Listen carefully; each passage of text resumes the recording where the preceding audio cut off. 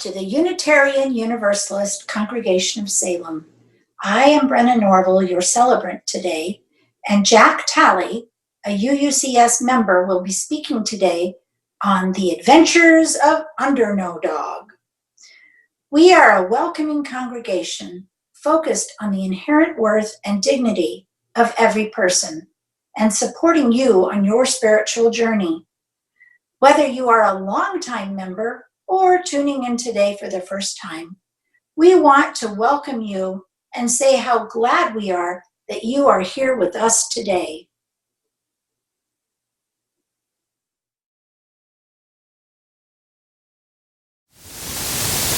Our opening hymn today is Light of Ages and of Nations. It's number 189 in the Gray Hymnal.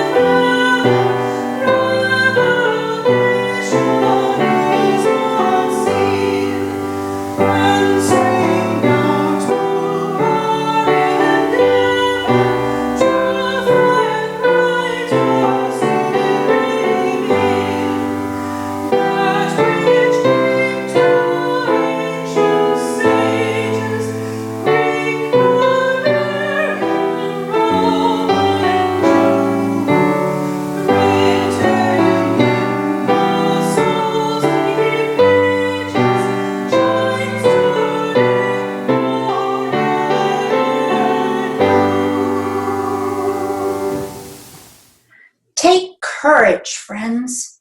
The way is often hard. The path is never clear, and the stakes are very high. Take courage, for deep down there is another truth. You are not alone. Let us remember that we are not alone as we say our affirmation. Love is our doctrine. Compassion is our way. Here we seek to create a joyful home for free religious exploration, build a community of caring fellowship, nurture the hopes, and serve the needs of our world. May this flame that we light remind us that every one of us can bring the light of love to the world. May this clear flame be a symbol that every heart can burn bright with joy, peace, and harmony. May the wisdom of ages speak to us through this flame and stay in us. Every one of us can be a blessing to the world. Each week, we light 3 chalices. The first is for our congregation, the Unitarian Universalist Congregation of Salem. The second we light for our partner church in Shimon-Falva, Transylvania, Romania. And the third, we light for our children and youth in lifespan, religious education, and in our world at large.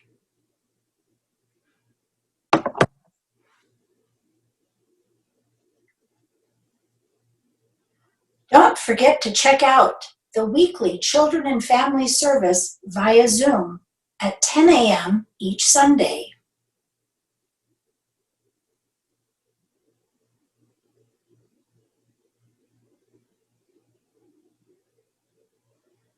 Compassion, the art of offering understanding and kindness rather than judgment or pity.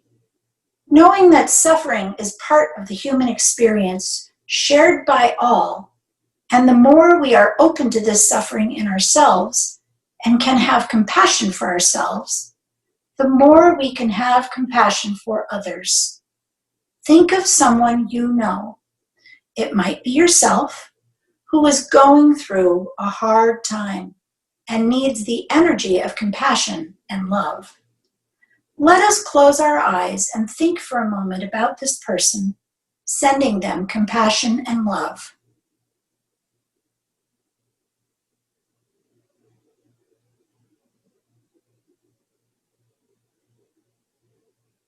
And now, come back to the room and let us talk of gratitude. There is so much to be grateful for, even in these hard times. Grateful for connections that we have with others, connections that continue year after year through difficult times as well as joyous times.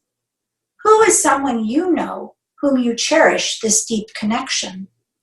It may be a longtime friend, a spouse, a loved one, or someone who brings a smile to your lips when you think of them. Close your eyes and think of them now, remembering the good times you have had and the gratitude you have for them in your life.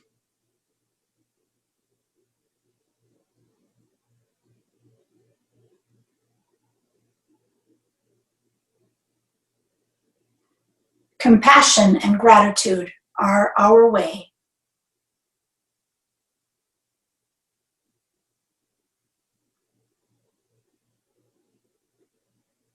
If you have a joy or concern that you want read, follow these easy instructions. From the home page, look at Next Service, scroll down to Read Joys and Concerns, and click.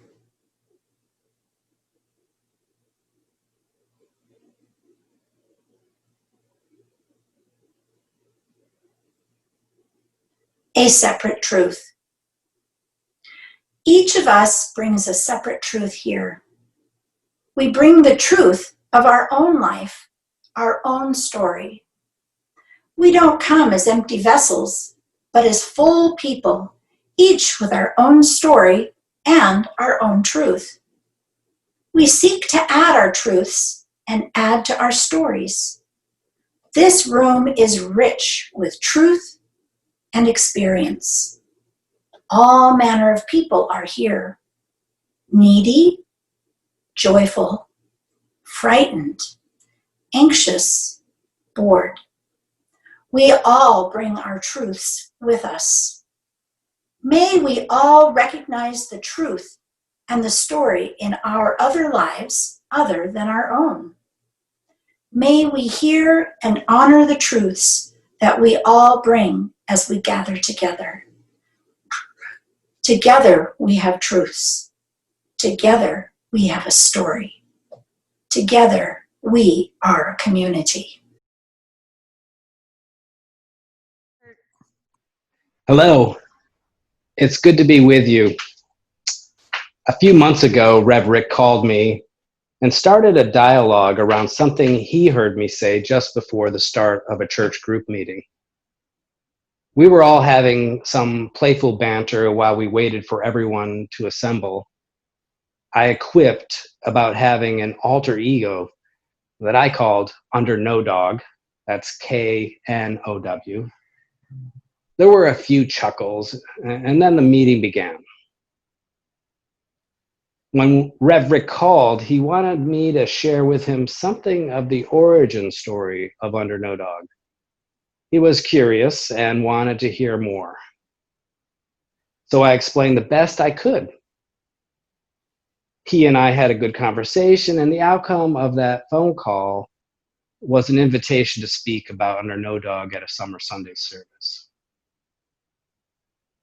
The word under no started as a playful term for the misbehavior of Scooter, the Jack Russell Terrier in our family from several years back. Under no is the word I imagined that he would say when his brain got him into serious trouble, which was quite often. He would look at me with puppy dog eyes after being bad and have a look that said, Under no. It was years later, long after Scooter had passed, when I imagined a slightly flawed, superhero-ish character with a humorous name of Under No Dog. However, in this instance, Under No was more a commentary about my own brain and the challenges it faced as it worked to resolve conflict and problems in my own daily life. The dog part of the name was meant to be a term of endearment and a tribute to a special kind of dog. You see, for the past 30 years, I've had an interest in creative problem solving, specifically the psychology of creativity. Often in the process of arriving at an unconventional solution to a problem, there's a struggle because of the uncertainty of the situation. Self-doubt, tension, and a search for alternative options rather than merely conventional solutions can be stressful. Ambiguity can be experienced at various points in the process. Anyway, that's a quick sketch of the under no part of the name. What about the dog part of the name? My curiosity about creative thinking led me to explore the trickster archetype in mythology and storytelling. The archetype can be found in just about every culture across time. In these stories, trickster escapes out of a problem or situation by using a great cunning and unconventional thinking. Sometimes the character simply has a happy accident, is open-minded, and seizes on an opportunity that others perhaps would miss. One of my favorite tricksters, Coyote, comes out of the Native American lore.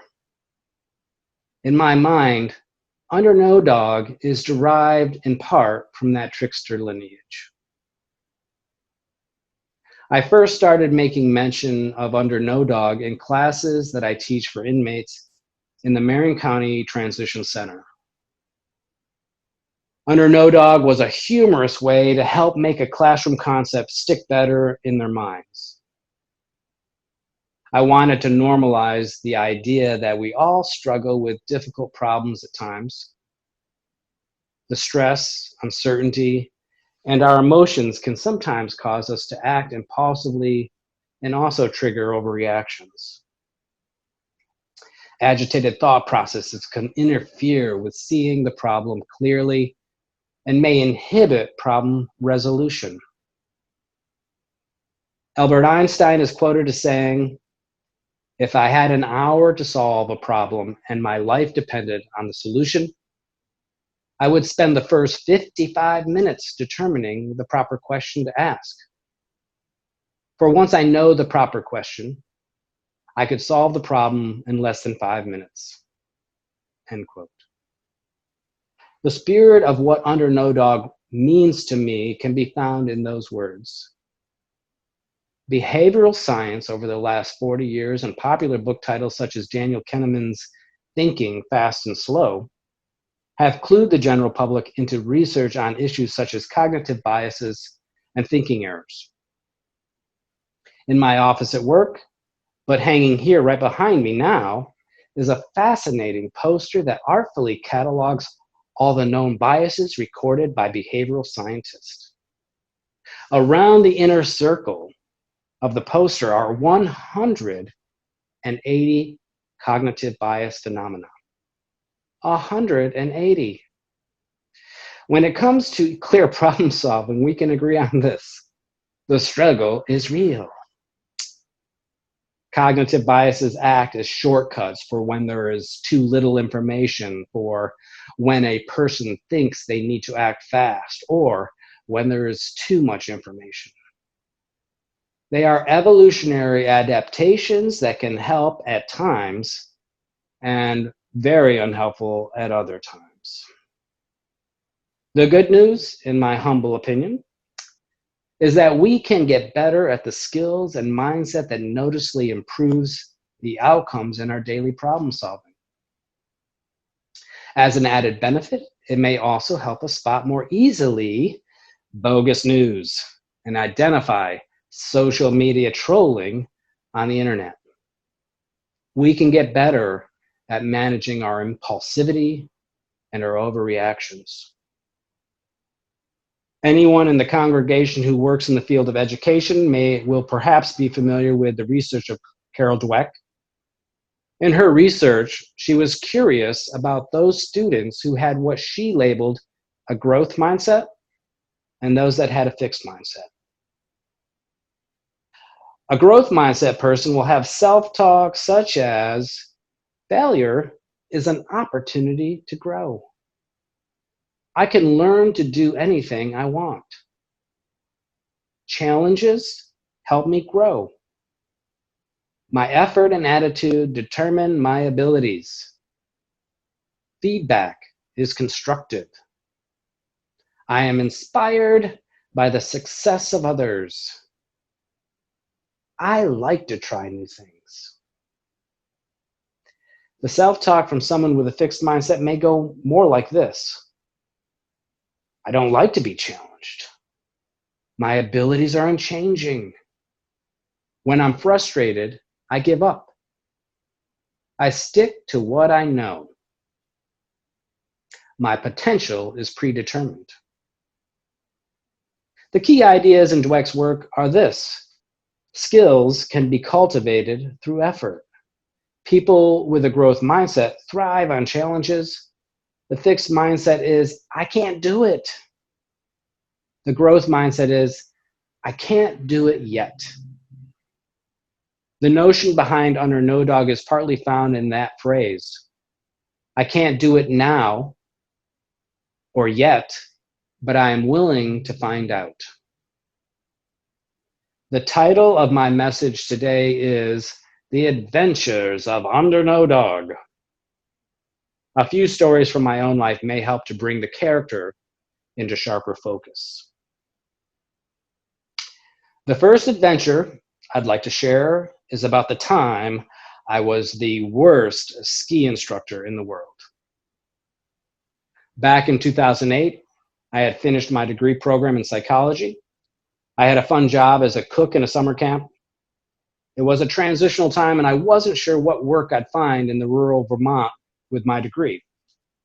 I learned that the ski resort a few towns over was having a jobs fair on the mountain. On the day of the job fair, I walked over to the food service hiring table and learned that resort food was really just overpriced fast food. That type of cuisine held no challenge or appeal to me. During my conversation with the food service hiring manager, I had mentioned that I was a high school rock climbing coach and I loved teaching and coaching. He pointed across the room at the ski school table and suggested that I talk to the director of that department. Well, curiosity got the better of me. I chatted with the director and let him know that I was not a skier, but that I enjoyed coaching. To my surprise, he said that his pro instructors would help make me a better skier. What they really needed was someone who enjoyed and had a passion for coaching. Only after I was hired and began to come up to the mountain for on-snow training did a sense of fear and dread set in. The number of times I had ever skied, I could count on one hand. This was a top-tier ski resort with a staff of 50-plus instructors. I went about reading books on alpine ski techniques and watching YouTube videos. The physical act of being on snow with all the awkward gear, getting on and off chairlifts, being around a cadre of expert lifelong skiers was a dose of reality. My coworkers were going to see with their own eyes the worst ski instructor in the world. My instincts were telling me to take my skis, poles, and boots and throw them into the November snow. Run to my car, put the pedal to the metal, and not look back. Instead of walking away, though, I swallowed my pride and embraced the fact that I was going to be psychologically uncomfortable for an indefinite period of time. Looking back now, I can say it was quite the comedy of errors. One particular experience stands out. I was riding up the chairlift with several new instructors. We were told to join a training clinic at the spot just below the top of the chairlift. New England snow goes through freeze-thaw cycles and is famous for being icy, unlike the powder skiing on the West Coast. After getting off the chairlift, I watched all my fellow ski instructors make these lovely S-shaped turns down to the designated ski meeting spot. They pulled into the lineup with confidence and precision. Zoop, zoop, zoop. Then, as they all stood in the lineup and a few feet in front of them, I made the most spectacular wipeout. If I remember correctly, it happened in slow motion even. There were many days like that one. I skied whenever I could and slowly grew into my comfort and confidence, thanks in part to the support of instructors. They assigned me the first-time skiers. I made my share of mistakes and lessons I gave. Still, I could relate to the new skier, and by combining psychology, coaching experience, and motivation, I had a high success rate with those in my lessons. At the end of the season, I was still nervous on the steepest terrain on the mountain. But to my great surprise, at the end of the season during the ski school party, I was voted by my ski school peers Instructor of the Year. All right, no, that's not how it happened, really. Actually, that award went to an instructor who basically lived on the mountain. But I was voted Rookie Instructor of the Year. It was an amazing moment for me. I worked a few more seasons on the mountain and consider my journey from worst ski instructor in the world to Rookie of the Year as one of my most positive experiences. Today, I'm not a regular alpine skier, but when I do get on the local mountains, I still get a little bit nervous on the steep stuff. Most of us can relate to being the new person on the job or similar context where you're the beginner. We manage somehow to survive these ordeals. Curiosity and a taste for adventure can sometimes take us to some unusual places. In my late 20s, I responded to an ad in the local newspaper. The art center was advertising for a nude figure model for an upcoming drawing class. I did an interview with the instructor and explained why I was interested. I shared that I wanted to explore my fear, self-image, and that I imagined that I would learn something from the experience. Yes, it was awkward at first, the nude thing. However, the most important thing I learned was that being absolutely motionless in a heroic Greek pose for 15 minutes is excruciatingly painful. The self-consciousness around being naked in front of strangers was relatively easy in comparison. Nevertheless, the symbolism around nakedness is perhaps key to the superpower of Under No Dog. Vulnerability and putting the ego in a less pronounced position of power in our lives is critically important if we are going to solve some of our biggest problems.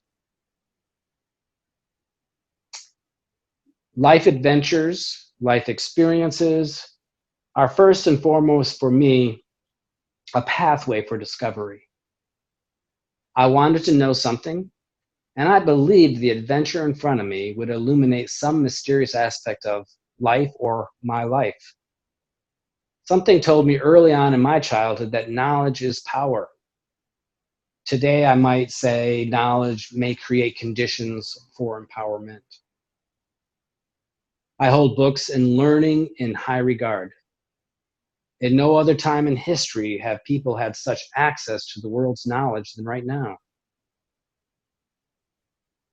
I believe we are living in blessed times. At one point in my exploration of what it was that I wanted to say in this talk, I considered tackling epistemology.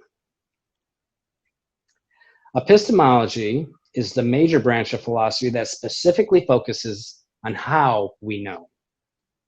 The more I thought about sharing some of the more meaningful aspects of epistemology, such as the idea that there are such things as feminine ways of knowing, and that there is a Buddhist way of knowing, I sensed that I was heading for a different kind of wipeout, and that I didn't need skis on an icy slope to experience a crash.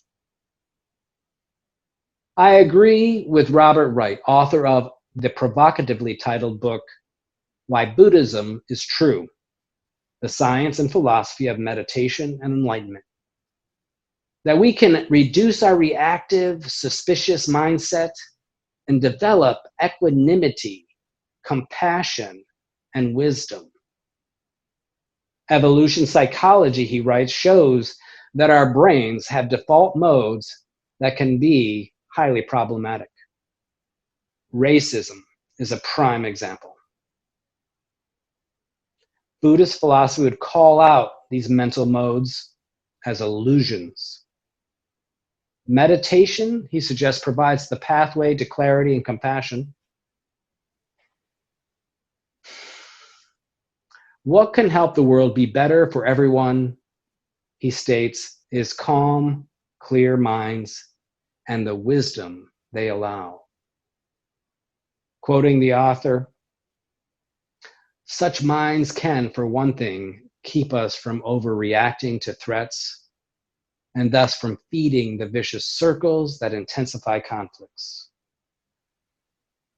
He continues, calm, clear minds can also help us soberly assess what animates the threats and figure out, for example, what kinds of things encourage people to join violent causes and what kinds of things discourage them from doing that. We don't have to love our enemies, but seeing them clearly is essential. End quote. Both Buddhist philosophy and modern psychology understand to see clearly means finding tools to move beyond the cognitive distortions and the feelings that come from that kind of thinking. As we become more and more aware of how our minds work, I expect that the world will increase the level of happiness and reduce the frustratingly unnecessary suffering that we see daily in the news or even in areas of our own lives. We are getting close. I took an online class this summer. My employer wanted staff to get some of their required training hours from home due to the COVID-19 concerns.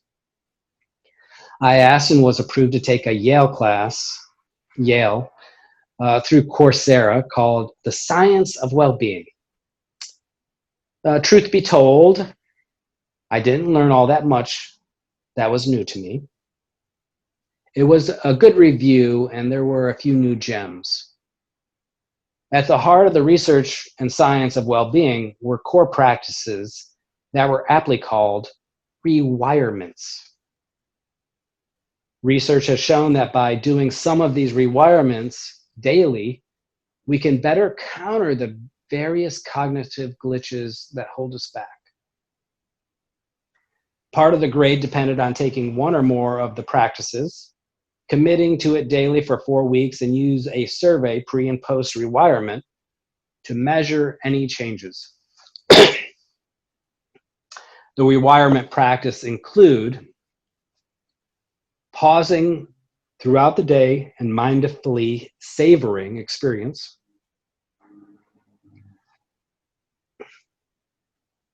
daily acts of kindness, meditation, gratitude, knowing and using your strengths or superpowers, sleep, exercise, and connecting with others. I chose meditation and was able to be more regular with meditation during the 4-week period. Today, I remain committed to maintaining that meditation regularity, and I found for myself during this time of pandemic that mindfulness is a way to open my mind, be aware of my inner and outer immediate world for a moment, and achieve some measure of equanimity. So, I want to encourage you to Google the terms science of ... Learn more about any of the rewirement practices I've listed. The science of savoring, the science of gratitude, the science of meditation, and so forth. A big one is a science of connecting. And speaking of the science of connecting, as a facilitator for the UU Connections groups, FYI, there's still time to sign up to join one. I would like to add my own testimonial to the power of these small groups. For me, I can honestly say that in the 3 years that I've been involved in the groups, I've experienced increased capacity to listen and appreciate hearing from the diverse voices of those who attend. Yay, growth mindset. I can imagine that this is maybe one of the best parts of Under No Dog. The ability to clear away his or her own stuff and be present, to be curious, and to be thankful for the privilege to hear from others who may feel safe and welcomed in a sacred circle of care. I carry the spirit of those conversations with me back into my daily encounters with both the human and the more than human world. Coworker, inmate, scooter, bumblebee, crow. Thank you for listening today. Be well, and please, let's be good to one another out there.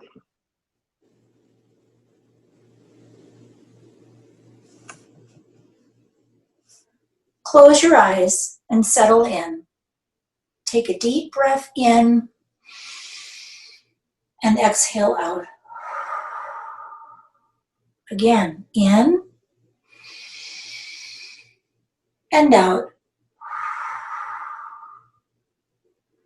Let us take a moment to reflect on what we've just heard and how it can affect your lives. I will ring the bell when it's time to come back.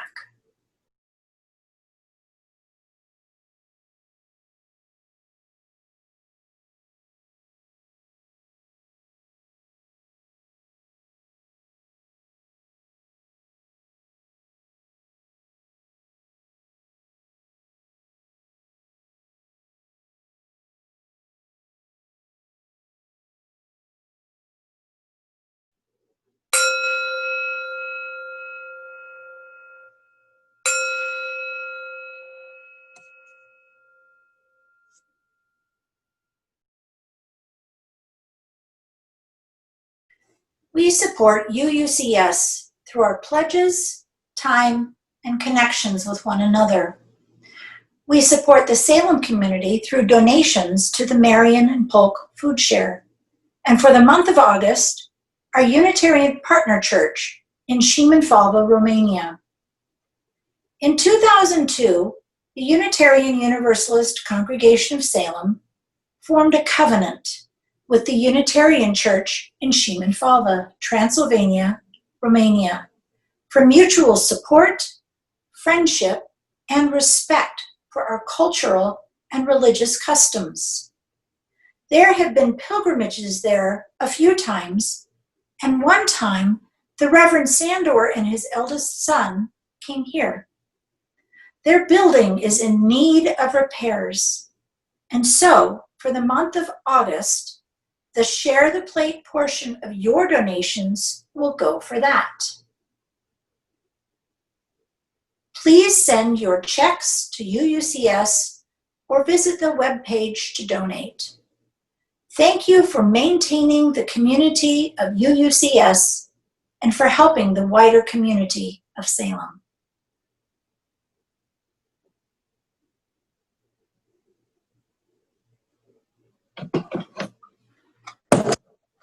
We take light from our chalice to light the social justice lantern as a reminder of the light and justice we carry out into the world.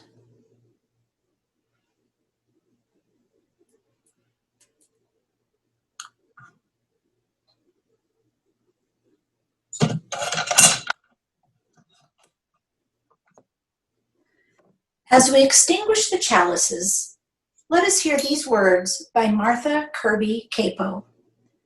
Our time together is finished, but our work is not done. May our spirits be renewed and our resolve strengthened as we meet the challenges of the week to come. The chalice flame is extinguished until we ignite it again with the spark of our communion.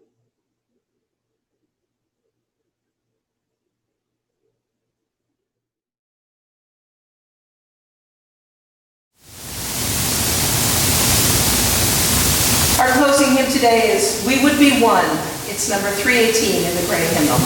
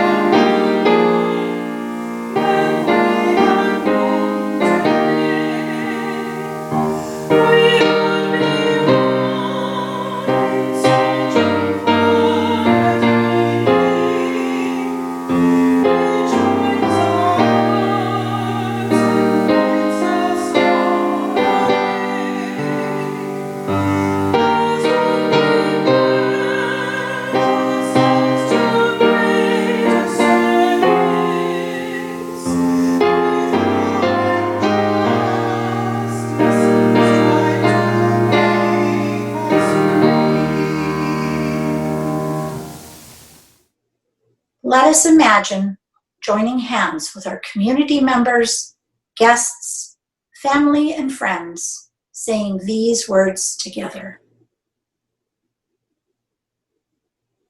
May faith in the spirit of life, hope for the community of earth, and love for the sacred in one another. Be ours now and in all the days to come. Hi, I'm Anna Talley. I'm the team leader of the membership team. The membership team serves UUCS members, potential members, and all who visit with us. The team hosts the Building Sacred Ground to orient newcomers to UUCS and set the pathway for becoming a member. We organize the hosts that warmly greet and welcome all who attend Sunday services and to ensure that everyone will have an enjoyable and spiritual experience. And we staff the welcome table during the fellowship hour. The coffee service, which we coordinate and that takes place in the fellowship hall after each service, further enhances this experience by providing the opportunity to make new friends and connections and strengthen established relationships. This fall, we will still have a fellowship time through Zoom breakout sessions. Look for this starting on September 13th. Also this fall, the membership team is organizing the engagement team, which will ensure every member and friend of UUCS gets a friendly call a few times each year. This is just one more way we're working on making sure everyone stays connected. If you are interested in being part of the membership team, either by being a team member and attending monthly meetings, or by having a specific task like being a host, helping out with coffee service, or by being part of the new engagement team, we would love to have you. Contact me, Anna Talley, if you are interested in being part of this creative, dynamic team.